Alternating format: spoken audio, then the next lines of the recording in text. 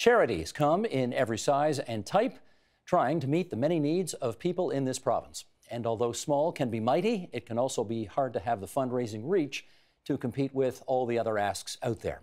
Joining us now for more on the realities of being a small charity, Sharon Avery. She is President and CEO of the Toronto Foundation. Ken Richard, Executive Director of Native Child and Family Services. Carrie Kozrock, Executive Director of Via Hufta. Michelle Capobianco, Executive Director of Pancreatic Cancer Canada. And Diana Gibbs, Manager of Resource Development for New Circles. And we are delighted to welcome all of you around our table here at TVO tonight for a very, I hope, useful conversation about the work that you do and why it is important and difficult on occasion. I'm going to start with you because you, in essence, publish something every year called Vital Signs, which sort of checks the temperature of the capital city. And we're going to look into that with a little bit more detail. But first of all, tell us, what's your mission at the Toronto Foundation? Well, Toronto Foundation is a community foundation, Steve, and they actually exist all through Ontario and across Canada. They are a center of philanthropy for the community. We have a $500 million endowment that is essentially a community of other people's foundations. So typically, I'm a neutral source of philanthropic advice for donors. But with the release of Vital Signs, maybe not so neutral today. Not so neutral today because why? Well, because when you take the temperature of a city, and in this year's case for Vital Signs, we put an equity lens on the report. So what we've done is we've gathered all the great research that happens in Toronto, put it all in one place, and then we put an equity lens on top and said, is the life that people are living in the city the same? Because the averages are so good, right? You get a 5 point, we're 5th place in livability in the world. Well, that's the economists' measure, and it's an average. But if you live in Jane and Finch, does it feel the same way? And our conclusion with Vital Signs is no. There are, in fact, 2 very different cities, you could say, in Toronto. The top 1% living with incomes of $250,000 or more, and the bottom 35% living on $20,000 or less. So in some respects, then, there's 3 Torontos, as David Halchansky tells us, because there's the super rich, and then there's those who are really having a struggle of it, and then, you know, sort of a bit of a swath in the middle there who are hoping to go one way and may fear falling another way. Let's sort of pick this apart a little bit right now. What did you see as the most urgent need in the city as a result of checking the vital signs of the city? Well, the data point I turn to every time, because it's the most stunning for me, is the child poverty rates. So we are the child poverty capital of Canada. Our child poverty rates on average have hovered around 30% for 20 years. Does that mean 30% of the kids in this city are living in poverty? Yes, but in certain neighborhoods it's much higher. So you'll have neighborhoods with 47% child poverty.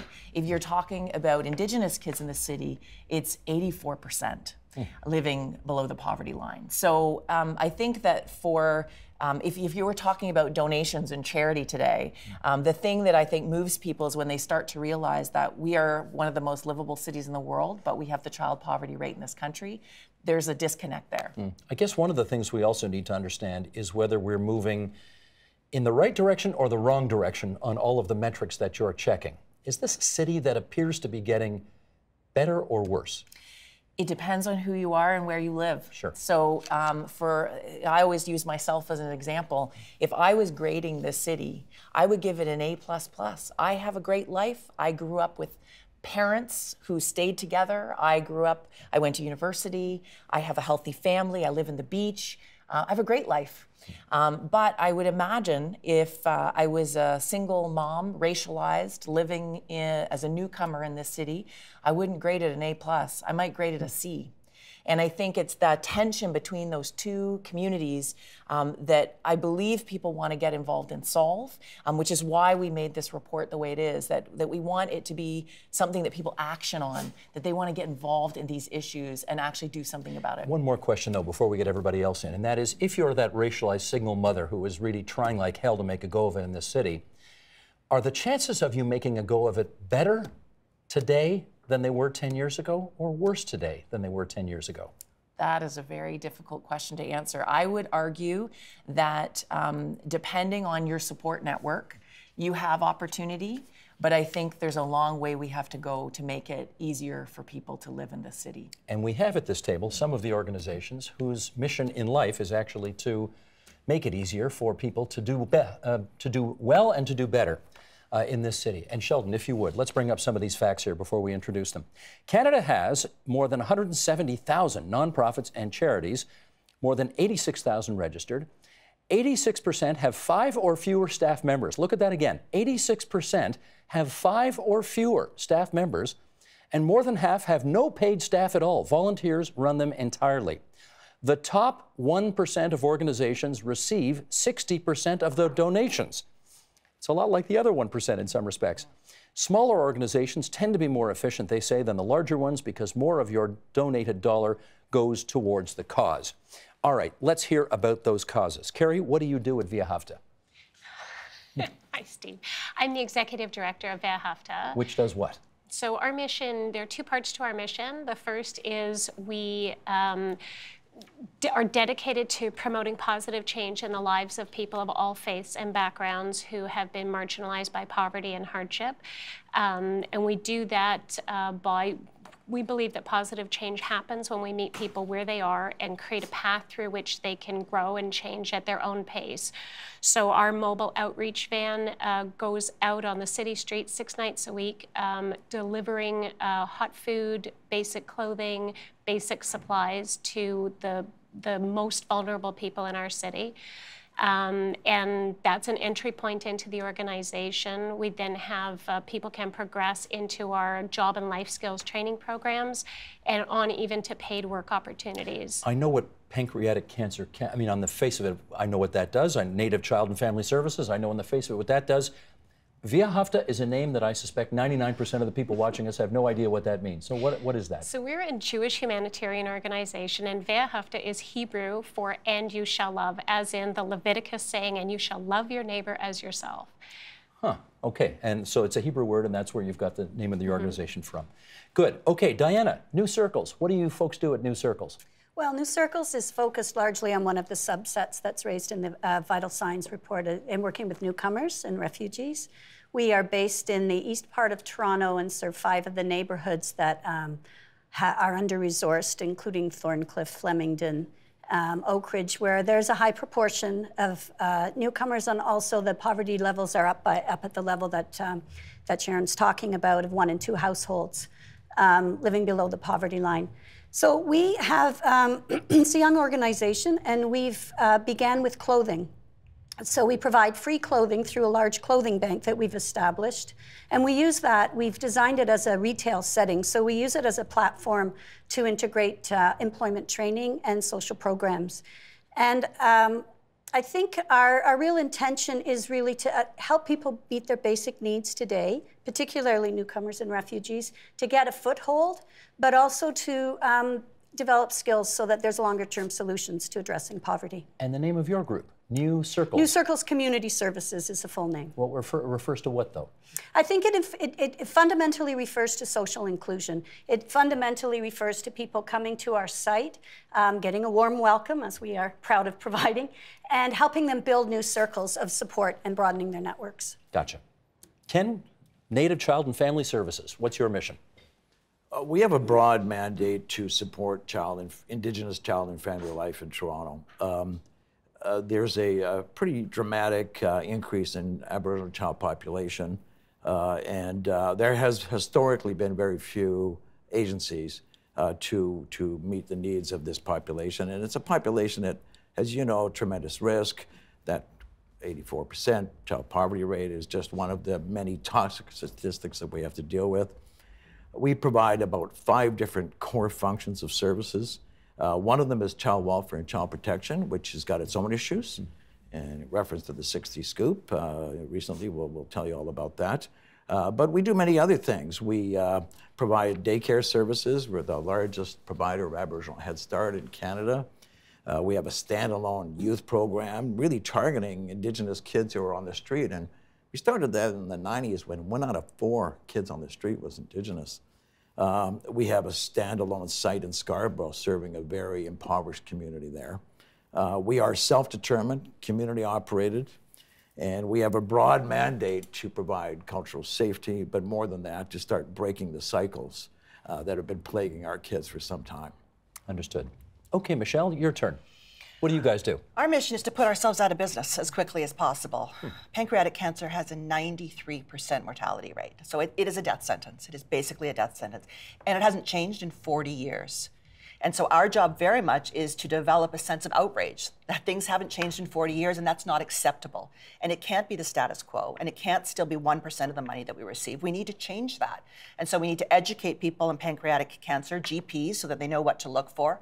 And we need to partner with other organizations. It is not about leadership in the field, it's about partnership. And so that's really important to us. I was going to say, this is the wrong adjective to use, but it's the way I hear it used. You know, there are other cancers, there are other diseases which are considered sexier in terms of trying to raise money, right? How do you fight that? Or well, first of all, you've heard that, right? You've heard that expression used? Sure. And you desperately try to find a way to make the pancreas sexy. And we did a whole campaign where we very much attempted to make the pancreas sexy. For me, as a breast cancer survivor, I looked to what breast cancer organizations have done. And a small group of people got passionate and totally changed the statistics. 40 years ago, the statistics for breast cancer were the same as pancreatic is right now. So for me, I use that as an inspiration and say to people, if we could get together and really make some change, we wouldn't have to be in business anymore, and that's the goal. Why pancreatic cancer for you if you're a breast cancer survivor? I think that there is a desperate need in pancreatic cancer. There are so few people working in pancreatic cancer. There are so few fundraisers. There are a lot of fundraisers, a lot of great fundraisers in breast cancer, and there's a lot of organizations doing breast cancer. I think that pancreatic cancer needs it more right now. Later in the program, we are going to hear from a couple of individuals who are on campaigns right now to raise, you're not mishearing me here, $1 billion for their organizations. I'd like to know how much money you folks raise a year. Ken, how much do you take in a year? Well, we are heavily reliant on government funding. So we are a very large agency that provides actual care for about 300 kids in group care. And so that distorts this budget because it sounds high. About $30 million flows through our agency. How much would come through private donations? A minuscule amount. I would say less than 5%. Okay. Michelle, how about you? So 100% comes from private donations. We have been raising $2 million a year. We're on track to raise $5 million this year. $5 million. Okay. Our budget is about $1 million. Of that, 85% comes from private individual donations, corporations, foundations. Carrie? So we raise $2.5 million, and 42% comes from private donors and about 12% from corporations. Sharon, there are going to be people watching this right now thinking, those other folks who we're going to hear from later are out there trying to raise $1 billion, and these guys are barely scraping through, some in cases 7 figures. Yes. How do you have any impact with such small budgets when everybody else is out there, not everybody, but a lot of people are out there trying to raise such big dollars? Well, it's one of the reasons I zero in on that 60 to 1% stat that you showed earlier, because I worked at Sick Kids for 10 years. I worked for UNICEF for 8 years. I worked for the big organizations, and it has been quite a learning experience for me to come work in a Toronto Foundation where we're working with organizations like all of these guys all the time. And it is incredible to me the number of myths that are out there about donating to small organizations, right? I have a community of philanthropists, right? That's who I work with all the time. And they'll say to me, well, if I've never heard of them, I don't know if I can trust them, right? Or they'll say, well, how do I know where their money is going? And yet, when you go into any of these shops, you'll see a ton of modesty. You'll see people working 16-hour days. You'll see, I always talk about the executive director's office. And often these are kitchen tables or they are small back room, windowless spaces. There's very little waste. And that what we're seeing is direct impact and what satisfaction of the donor to actually get to know the organization deeply and see their dollars at work right away. I call it the blue ocean space of philanthropy, and our mission is to hopefully encourage more people into these spaces. What do you do, Carrie, on the days when you realize that the $2 million you're going to raise doesn't amount to a pimple on the back of an elephant in terms of the need that is out there? Like, how do you go into work with your head up? It's tough. It's tough. You know, when you know that you're doing important work, when you know that the work that you're doing has such a profound impact on the people that you're serving, to not, you know, on a night out in our van when somebody comes and says, can I have a sleeping bag? I don't have a sleeping bag, and it's -6 and you're standing in a pile of snow, and I have to say, we gave the 2 that we had on the van out already tonight. It's the feeling, and that boils it down to such a tangible thing. I don't have a sleeping bag to hand him, and it hurts. It hurts, and it's a pity. How do you handle those moments when you know that you're getting 1% of the money? Is that what you said? You're getting 1% of the money that's aimed at fighting all the different cancers out there? We get 2%. On a good year, we get 2%. I get mad. I get really mad, and then I stop getting mad, and I try to partner. So we've been successful in reaching out to the Cancer Research Society. They've come in on a $2 million partnership. Terry Fox has come in on a $5 million partnership.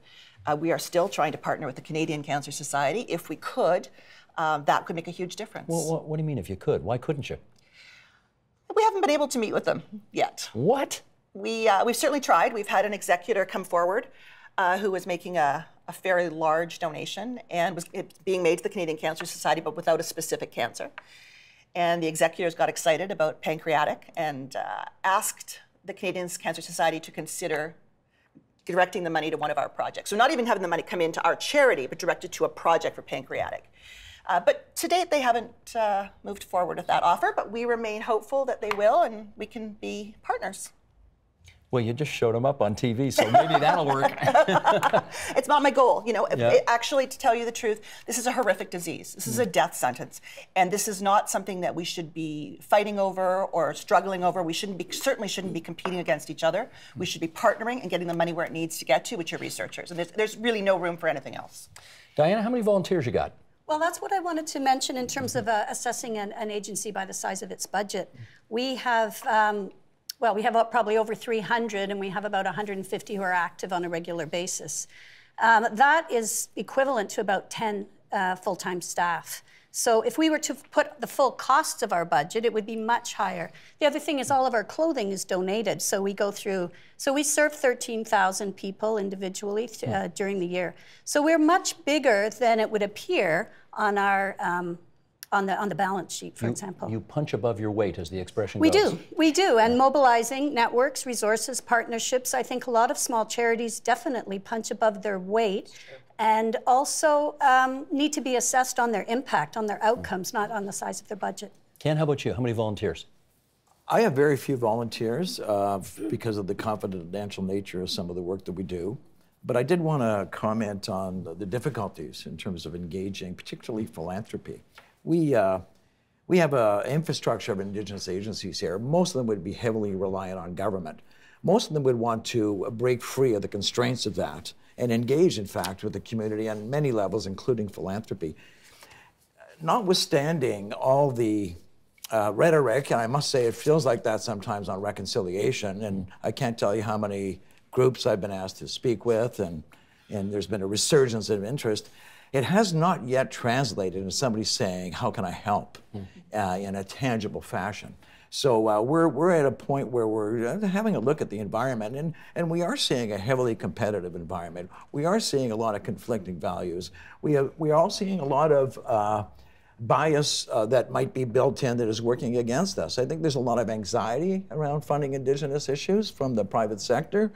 It's often highly politicized. It's dealing with very difficult things. Suicide and child poverty are nothing that is going to increase your brand particularly. So we have to convince people of that this kind of engagement with the Indigenous community is going to pay off for everybody later on. We have to bust the myths associated with how Indigenous agencies manage their money. We have to bust the myth that money is thrown at us by government. Believe me, interact with INAC and you'll understand what institutional poverty is all about. Indian Northern Affairs Canada. There's a conversation to be had that currently is not really happening. I'm banging on a few doors. I'm getting let in. I'm marketing something called the Indigenous Spirit Fund or Foundation. I don't even know what to call it.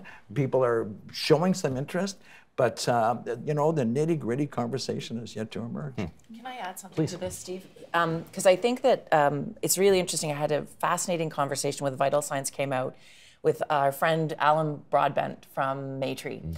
And he was talking about the fact that many donors approach their giving with a pure donor lens, like my experiences,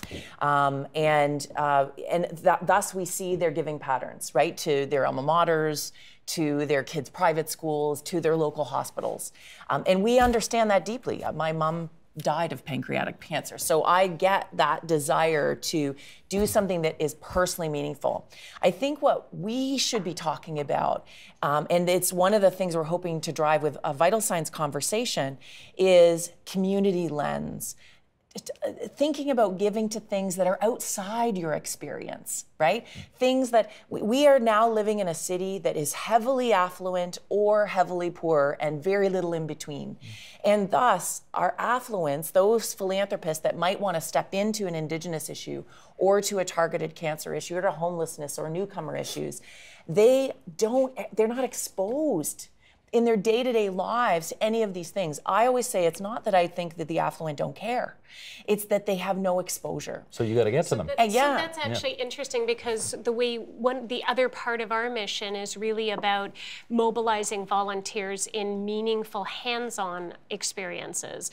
And we use the word experiences because our outreach van takes out 3 to 4 volunteers every single night.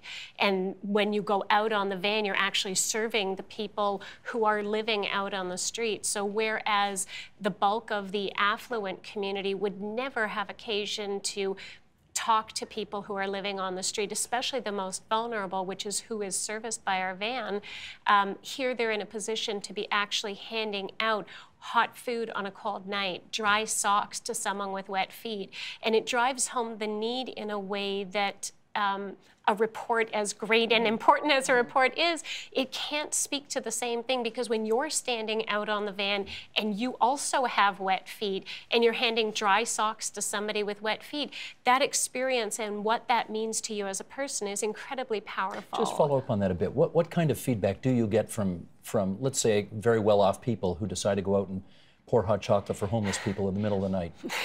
What we hear from people is really that people regularly say life-altering. It completely changes their perspective. And why is it? Because they didn't think any of this was out there? I think it's not that they didn't think it was out there. I think it's that they have never spoken to the people that we're servicing. So these are the most vulnerable. 70% of the people we serve off of our van are sleeping rough, and so they're considered the most vulnerable of the homeless population.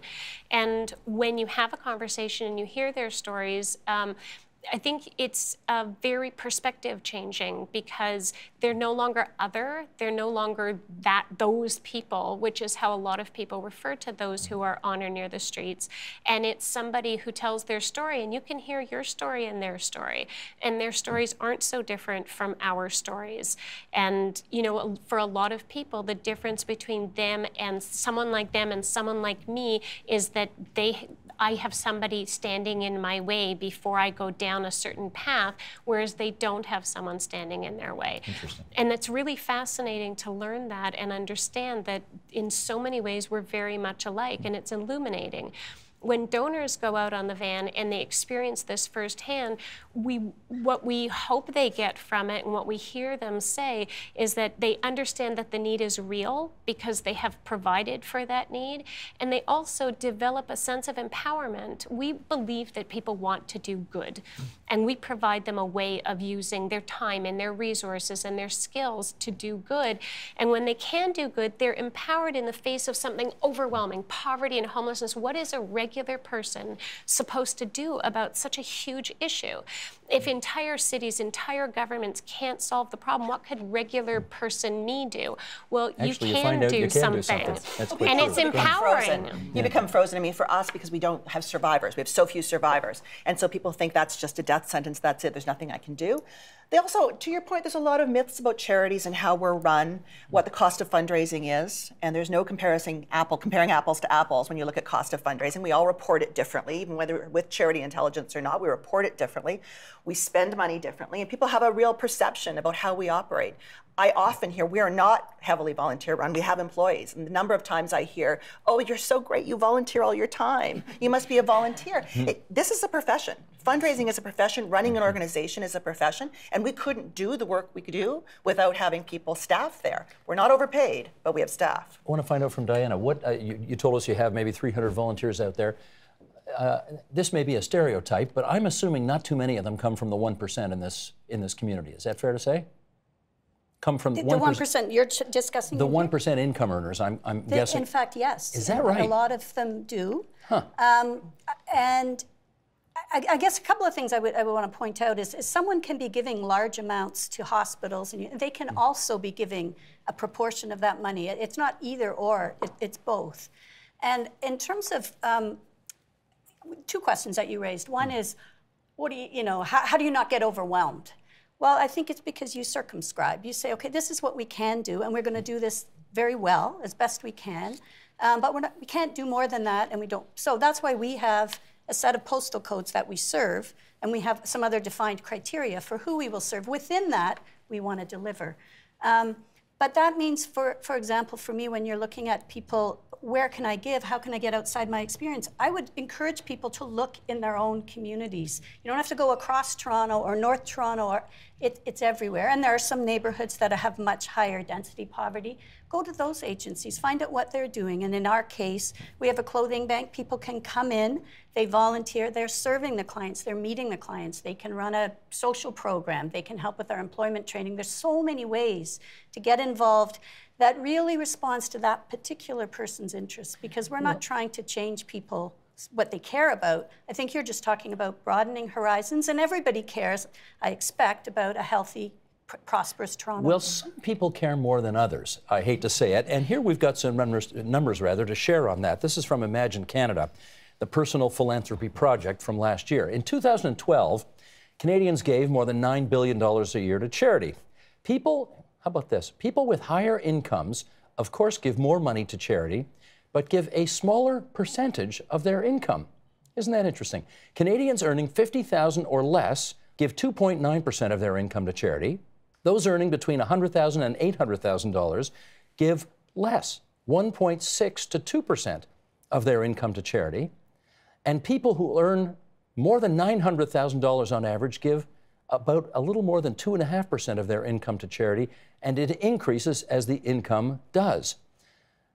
Sharon, that's going to, I think that's going to be news to a lot of people who assume that, of course, rich people give more because they've got more to give, but even as a percentage of their income, they don't necessarily give more. Well, in fact, they don't, than those who have much less. How is that? We are, the sector as a whole has been concerned about these trends for a while, and it's one of those things that's hard to talk about because we believe there's room for people to do more. But we live in a very expensive city, as we all know. And so I think one of the fascinating pieces that is a hypothesis I have around the fact that most Torontonians see themselves as middle class. They aren't anymore. You know, middle class in Toronto, you're making between $45,000 and $60,000 a year in total household income. That is a very small percentage of the city at this point. And so I'm hoping that in conversations like this, people acknowledge they're lucky. They acknowledge that there is an opportunity for them to potentially do more. And when you're seeing households of $50,000 or less giving away 2.9% of their annual household income to charity, I say to myself, well, should that be a new target for all of us? And what would that do? And could we have people setting goals for the money they give away, and then have, as you were saying, a portfolio thinking? You know, I keep giving to those organizations you dearly love because they've directly touched your life, but then get out there into your community and say, what more could I be doing? How could this become a lesson for my children? You know, in terms of the luck, the privilege that they have, and how could we be setting the tone for the next generation? Well, let me check this out with Carrie. I would assume that an organization with a Hebrew name, whose mission is taken from a passage in the Old Testament, would overwhelmingly be funded by the Jewish community of Toronto. Is that the case? To a large extent, it is. Increasingly, we're having donors from outside of the Jewish community. Our vans service people, all of our programs serve people of all faiths and backgrounds, and that's very appealing to a lot of people who don't, it's appealing to the Jewish community because it is a little bit different than how fundraising has traditionally been done in the Jewish community. And our Jewish donors like the idea that our services, that the money that they're providing for our services are going to people of all faiths and backgrounds. As people hear more and more about our van, there are people coming from all walks of life and all backgrounds who want to have this experience in the same way, that it's illuminating and it's a learning experience. And okay, but I don't want to be overly cynical about this. However, Ken, if a rich person gives you money, you can't put their name on a building. That's just the bottom line here. And a lot of people who give big money want to see their name on a building. Is that a problem for you guys? It shouldn't be a problem of acknowledging generosity, and we can find ways of doing that without necessarily putting a name on a building. But I wanted to just comment on something that I think is also part of this, and that is the capacity or the opportunity to build community and good community relations. Most Torontonians really don't appreciate that there's a sizable Indigenous population.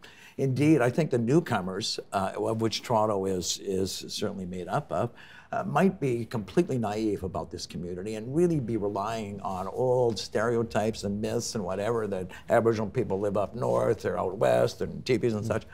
We have an opportunity here through engagement that is not necessarily just about transferring money, but it's about transferring resources and transferring good feelings to one another, because to try to sit in a community like this that is so dense with the high rises and the interactions every day, we really need to have something that will grease the wheel so that we can get along better. I think charity and engagement through charitable activity is one of the ways of doing that. I look forward to working with the newcomer community. I'm doing a talk to the Turkish community in about 6 weeks. I'm looking forward to engaging them because they probably need some information that they don't have, and maybe they will step up and participate more tangibly later on, but at this point it's really about relationship. Okay, well, let me follow up on that relationship angle. In our last few minutes here, Michelle, let me posit this with you and you tell me how you would handle this situation. You're knocking on the door of, let's say, a heavy hitter who you know gives a lot of money to whatever, and you want a piece of that. And you make your pitch, and they say, well, okay, except this group's got more publicity than you do, and they align, whatever this means, with our corporate goals more than you do. How do you fight that? The biggest thing I say to corporate donors is with partnering with us, you're going to make a real difference. You're going to make a concrete difference, and you're going to stand out. So you're not going to have logo soup on the back of a t-shirt because we don't have 50 other sponsors. You are going to stand out, and you're going to make a real difference. These other charities are important. The causes are important. But with a death sentence at 93% mortality rate, you can step up and be seen as a leader. Does that work? It does. It does, eh? You're getting more on side. We are getting more on side, more corporate donors every day. Diana, what does the nature of your pitch sound like to people who've heard it all before? Well, I think it's important that it depends who we're talking to. New Circles, and I put a lot of time into figuring out who are we talking to, so it's not a boilerplate. If somebody cares about poverty, I would speak to them about our impact there. If they care about newcomers and social inclusion, I would speak about that. We also have an environmental impact, so it depends very much. And there's also economic integration and employment. So if I'm going to a corporation, it's important to know what they care about and to kind of frame our work in terms of how they can have a real impact on issues they care about by investing in us. Corporations really care about the ROI, the return on investment. They really want to know how you're operating, what your focus is, what your goals are. And it's why charities, the successful charities today, are being run more and more like businesses. And so if you can go to a corporation and speak their same language about a return on investment, they want to become, they're interested, they want to become involved. It's not just pure philanthropy for corporations or individuals. There's self-interest involved. And I think as long as we recognize that and talk about that as well, we can both win. But I did remember what I wanted to say, and that is not just about the 1%, and I know that's where the large amount of resources are, because I never look at somebody just because of their capacity. They can offer so much more.